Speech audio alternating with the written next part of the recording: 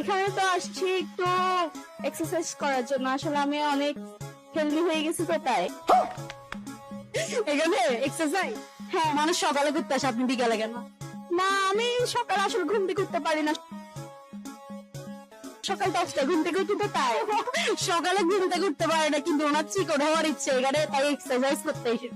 হ্যাঁ, ঠিক এটা শুনে এখন আমি কি করবো, এই জন্য বিকালে হাঁটি আর কি, একটু নিজেকে ফিটনেস রাখার জন্য। अच्छा ঠিক আছে। আপনার জীবনে ব্যাড হ্যাবিট? আমার জীবনের ব্যাড হ্যাবিটস হলো আমি অল্পতেই মানুষকে বিশ্বাস করে ফেলি, আর কি মানে আমি কোনো না কোনো কথা নিজে রাখতে পারি না, সবার সাথে শেয়ার করে ফেলি। ওকে, বিয়ের পরে হানিমুনে কোথায় যেতে চান? এখন তো সিঙ্গেল আই থিঙ্ক।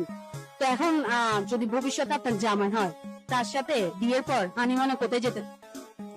আমি হানিমুনে এখনো সেটা ভাবি নাই, আমি আগে বিয়েটা করে নিই তারপরে ভাববো। 10টা মেকআপের নাম বলতে বলি, 5 সেকেন্ডে বলতে হবে 10টা মেকআপ। 5 সেকেন্ড এত কম টাইম? এতগুলো মেকআপ লাগাই আসছেন, বলতে পারবেন না? হ্যাঁ পারবো, অফকোর্স পারবো, প্রবলেম নাই। বলেন বলেন। আইলাইনার, মাস্কারা, তারপর লিপস্টিক, ফাউন্ডেশন, কনসিলার। হয়েছে বুঝছি, আপনি অনেক মেকআপ করেন আপনি।